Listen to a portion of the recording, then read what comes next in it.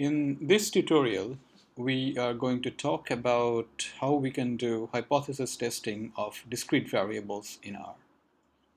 In the previous tutorial, you saw that how we could do hypothesis testing of continuous variables. So that was one way of doing it. In this in this particular lecture, we're going to see how we can do hypothesis testing of discrete variables or categorical variables.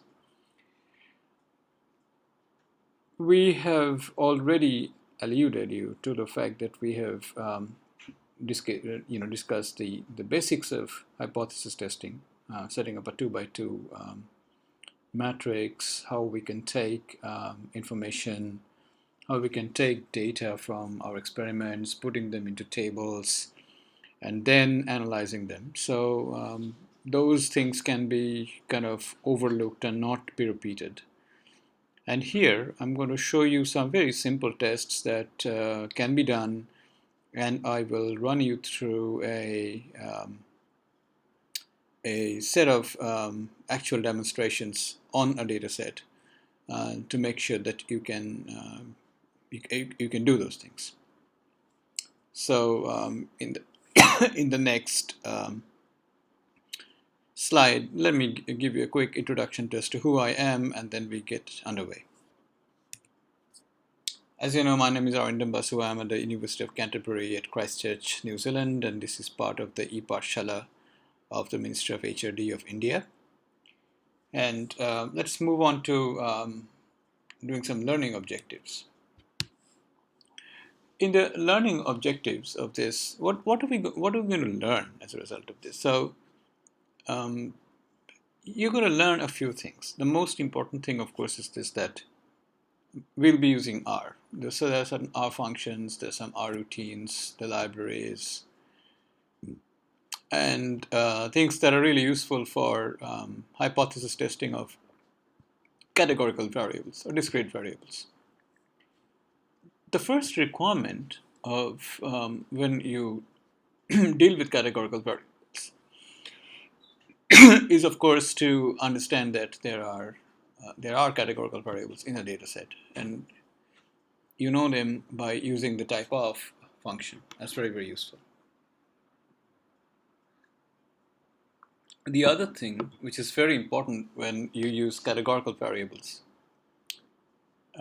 is to create tables. So let's go like bivariate tables, and we're going to deal here with only very simple two variables at a time.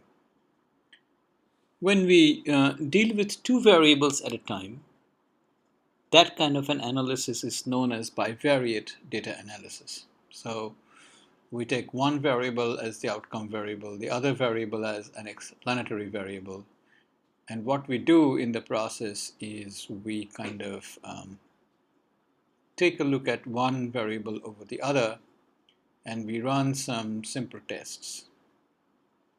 This is the basic motive of working with discrete variables or categorical variables and setting up hypothesis testing framework. So we'll take a look at a couple of ways in which you can set up tables, and you can manipulate tables as well. And you will need to write a few functions that by now you should be familiar with writing functions. And when you write functions, you can actually catenate or bind the different tables together so that you can have a good representation of the raw numbers and counts as well as the percentages for the tabular data and for tabulation. So cross tabulation is a very important aspect of table formation and discrete data calculation. Once you have tabulated the data sets, then you are in a better position to then subject them to hypothesis testing. And we've got a few things on which we are going to test our hypothesis. We shall run tests like Fisher's exact tests and a chi-square tests. and we'll briefly touch on them, and we'll examine them by using a chi-square test to see whether you can, what can you do about them.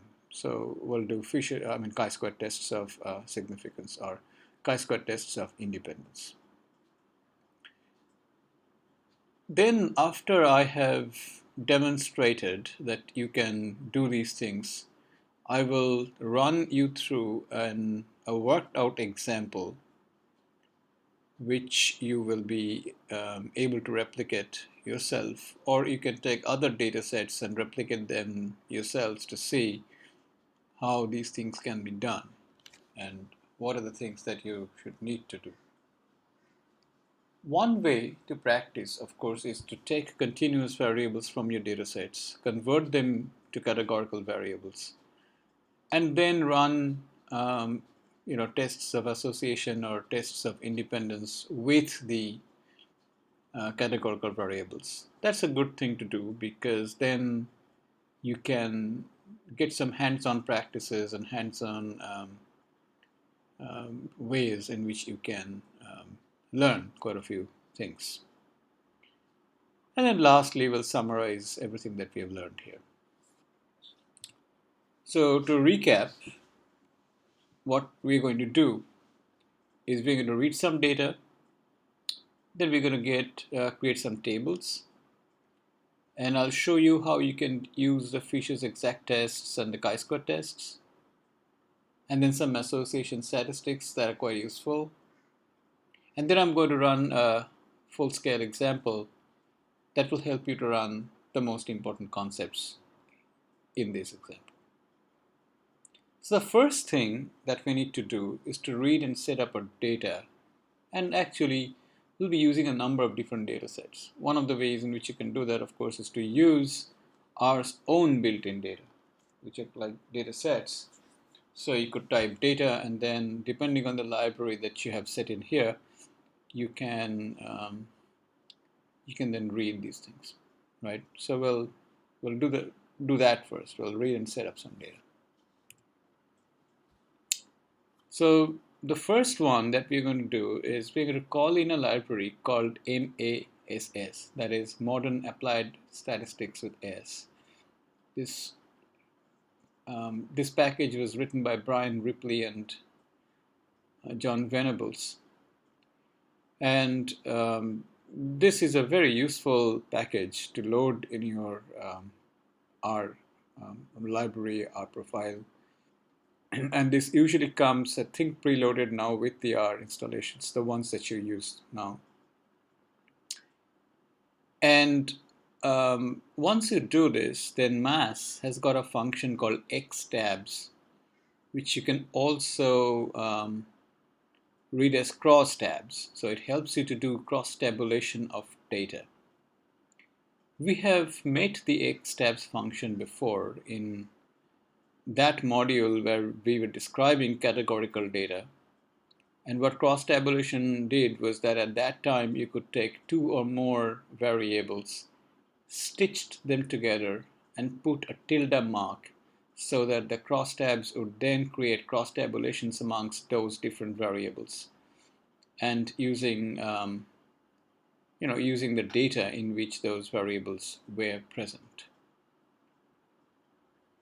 And then what you'd like to do is to keep that crosstab product or create a matrix out of that, although that's not entirely needed, because I will show you that there is one other way in which you could actually print the results of that cross-tabulations. However, there is a reason why I would prefer that you save the output of that cross-tabulation as a matrix.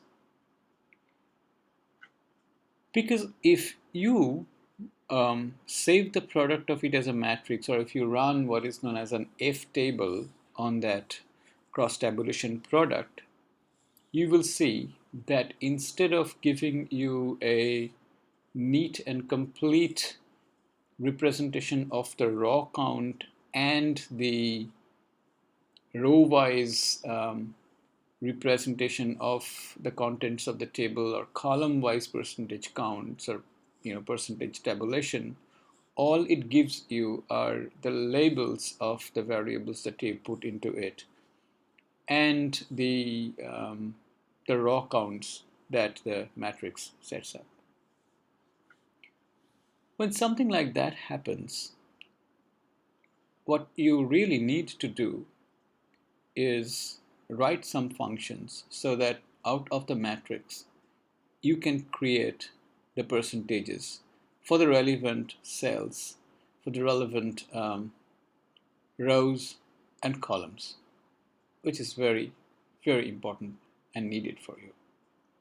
Because then for a publication quality tabular presentation, you will need to present the percentages.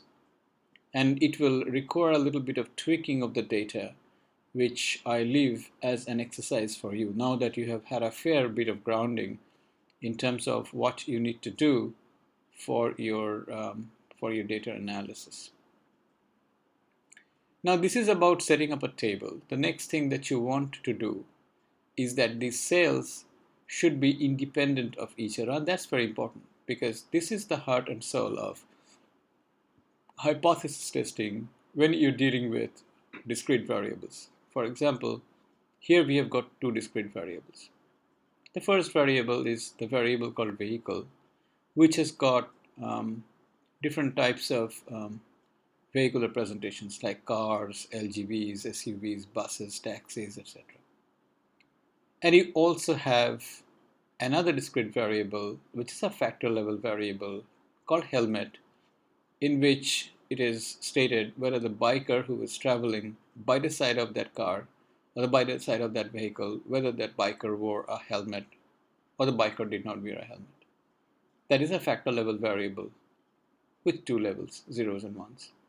Therefore, both of these are factor level variables, the discrete variables, and their categorical variables for which we would like to test the tests of independence. What is the test of independence here?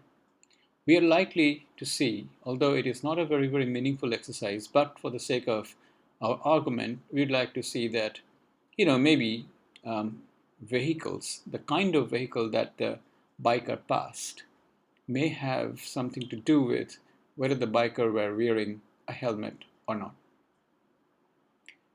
You and I could argue that that may not be a very substantial theory, but even this is important to see that yes, indeed it was that our model, that is, this is not likely to be an important research question, and therefore we are not going to be able to reject the null hypothesis, may play out to be true.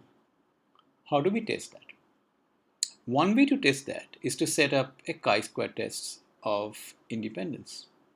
The way to set up a chi-square test of independence and a theory behind the chi-square tests of independence is this, that for each cell of this particular table, we will create an expected count. That expected count will be based on the total for the column and total for the cells.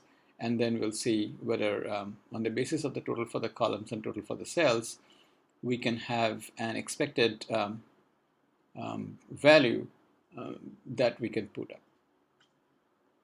So this is very, very interesting.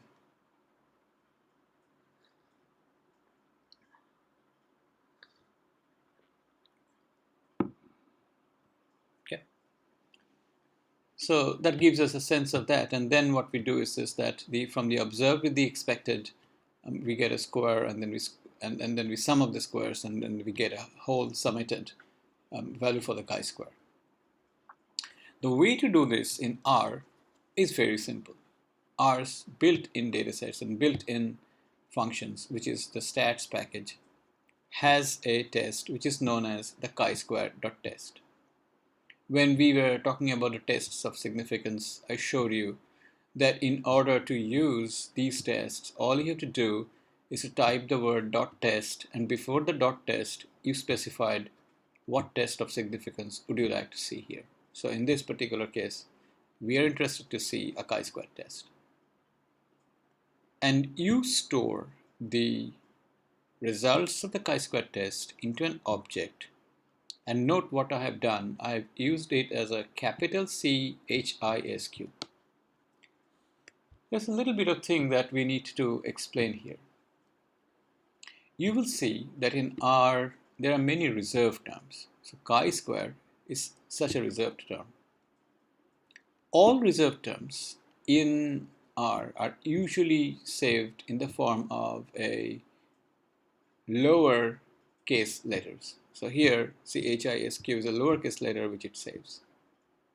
If you want to save a distinct term which is not going to conflict with the reserved terms and therefore it's not going to throw you an error, you need to save it in the form of first starting with a capital letter and then the capital letter and the combination of anything else, you can save it as an object. So here, therefore, we have put together a capital CHISQ.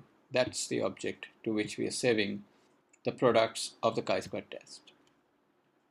Then if you order that you would like to really read what is contained within that object, R will put out a copious output of everything that's there. And that, in this particular case, is Pearson's chi-square test. It does not give you any sense of direction. For example, it does not tell you whether there is a monotonic increase in the row percentages across the rows. It does not tell you that. There is another set of tests called Cochran-Armitage chi-square tests of trend, which is not present here. It is a very plain, simple, what is also often referred to as a plain vanilla chi-square test. And here you see that it gives you the chi-square statistics. It gives you the degrees of freedom, which is in this case 6 because there are 2 rows, 2 columns. Therefore, column minus 1 is 1 and there are 7 rows. Therefore, there are like 7 levels of cars. So 7 minus 1, 6. So row minus 1 times column minus 1 gives you 6. So degrees of freedom is equal to 6.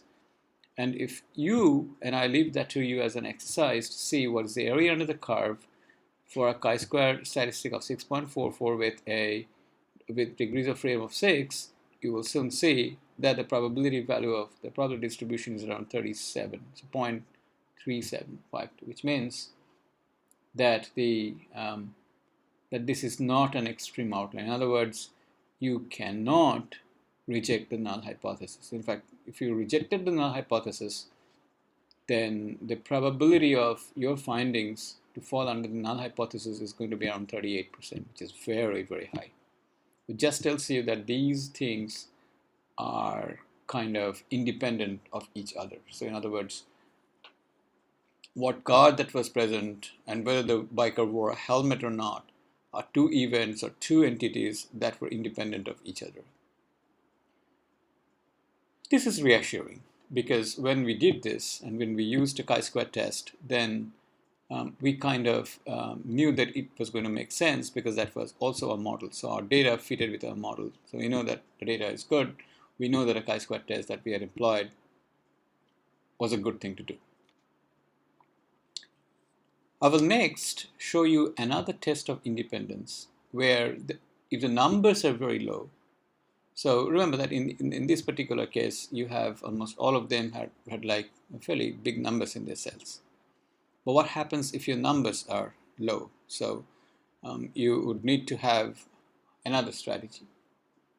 And that strategy is called Fisher's, or it was the famous statistician Fisher's test of independence. And this has got a bit of a history to this. So what we are going to do is we are going to introduce this test of independence and see how it works. Now, Fisher, when Fisher kind of is often considered to be the father of modern inferential statistics because he did a lot of work on this. And what happened was that there was a very famous story that Fisher was challenged by a lady who claimed that she could differentiate between an event which may appear to be a little bit trivial now, but it was very important then. And that is, while making tea, she said that it would make a difference and she could differentiate whether tea was added to the cup of raw tea first, or whether milk was added to the cup of raw tea first, or whether you had a cup of milk to which tea was added. And she said that she could discriminate between the two tests of the same tea and the same type of milk. So Fisher, in the true um, kind of spirit of theory and kind of hypothesis testing framework, decided to test it. Therefore, he set up an experiment called t-testing experiment, which we have replicated here. And he took like 8 iterations of testing the tea after, before and after, adding milk to the tea, and before and after, then taking the test. So the truth was that milk was added first, and a guess was correctly done that there was that milk was added first or tea was added first, and a guess was also done like whether the tea was added first or milk was added first. So milk could mean that there was a problem with this, and tea would mean that there was a problem.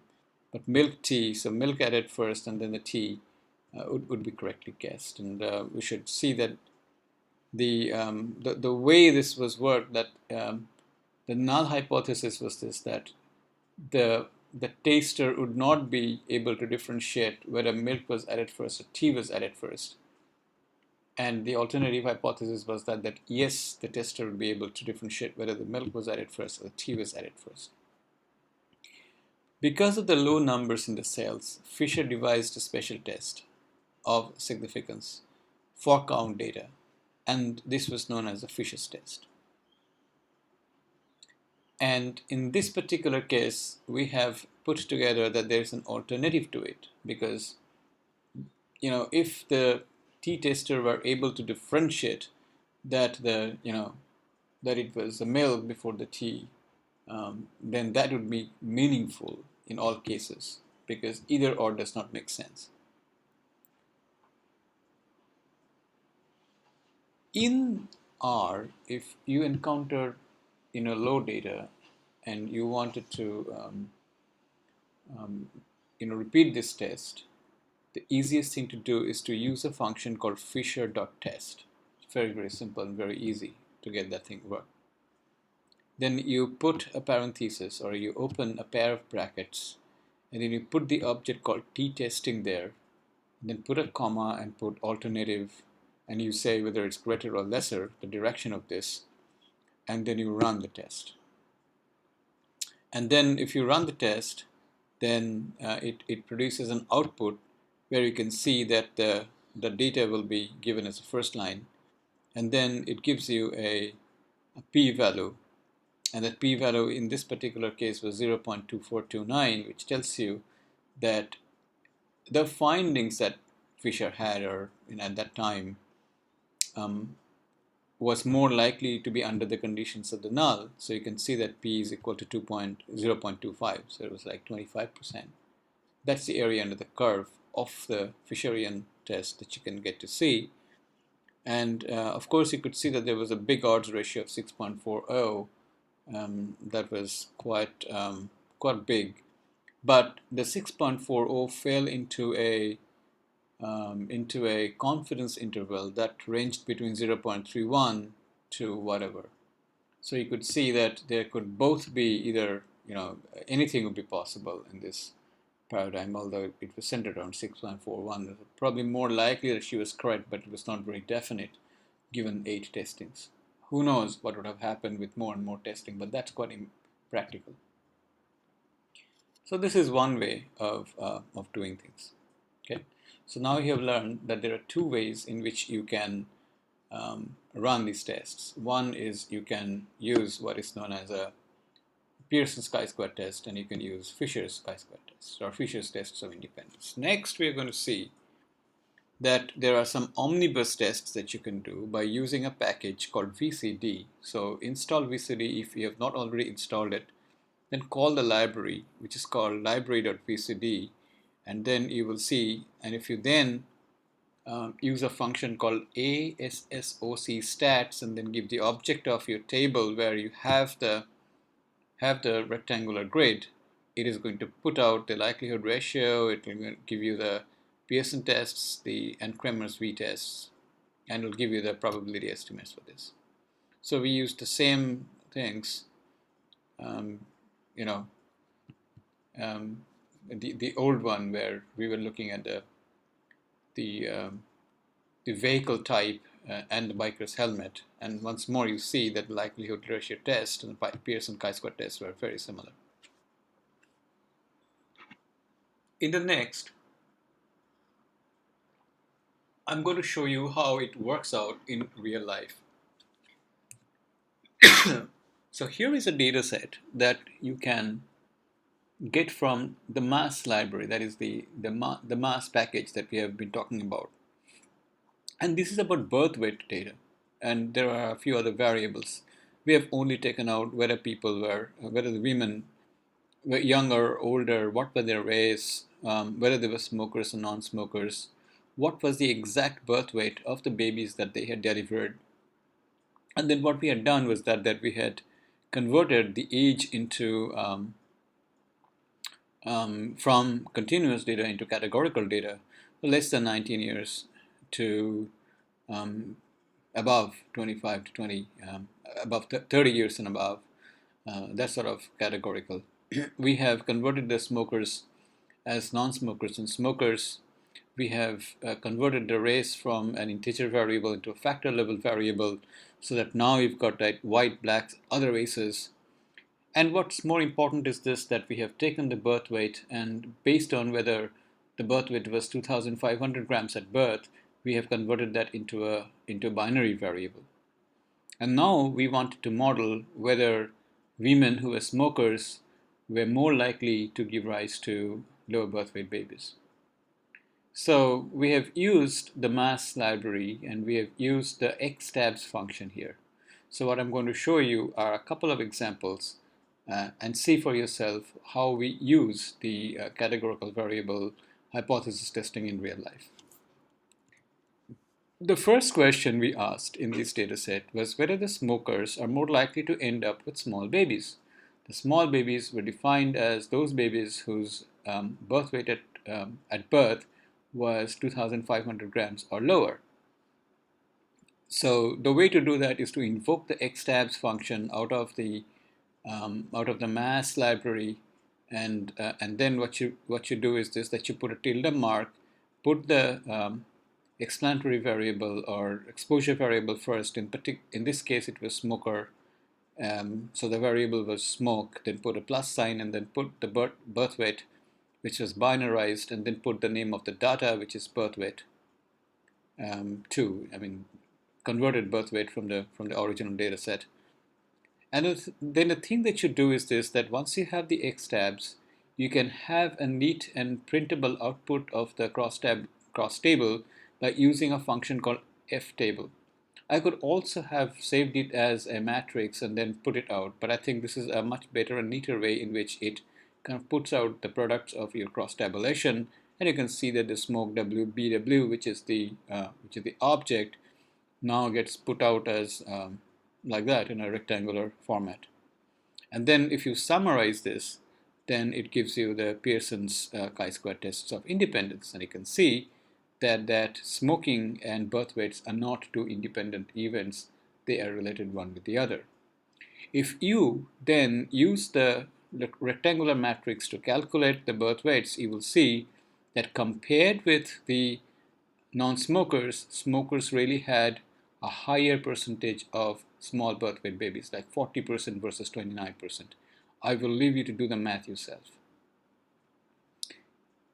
We asked another questions. Are younger mothers more likely with smaller babies? Take a look at this. Again, we did the same things as before, cross tabs, and we had this time, rather than smoker, we had age rate plus the binarized birth weight. And again, you can see over here that there are a number of different, you can see the rectangular matrix. And I will leave you to do the percentage calculations out of this. but you can quite clearly see that the age of the mothers and the probability of developing a low birth weight baby, they're kind of independent of each other. And you can see here that a p-value is 0.24. Okay? So this is an example in which you can make some good use of how to read these data sets. So in summary, we have learned how to use the tests of association in R. We have learned that for discrete or categorical variables hypothesis testing, you need a matrix, which you can do using a table. You can generate very, very rapidly a chi-square test by just using the matrix and working through that. Fisher's exact test is a very useful test that you should be using this. And the ASOC stats from VCD package is particularly useful. And we have shown you that you can actually use a worked out example that we have shown you. You can very easily run some nice and practical tests of association with categorical variables. Thank you for paying attention.